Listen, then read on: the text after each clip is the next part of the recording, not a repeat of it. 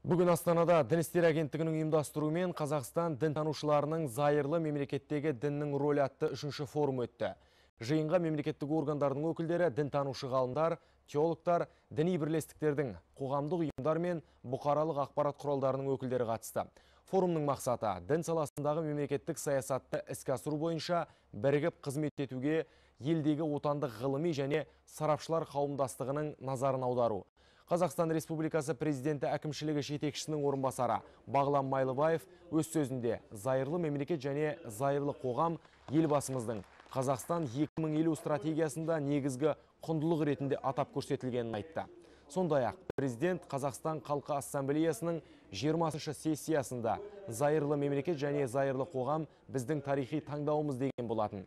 Форумда Дін істері агенттігінің төрағасы Марат Әзілханов сөз сөйлеп, Дінтанушылар конгресі қоғамдық бірлестігінің төрағасы Ғарифолла Есім қазіргі замандағы діни ахуал және зайырлы мемлекеттегі дінтанушылардың рөлі тақырыбында баяндама жасады.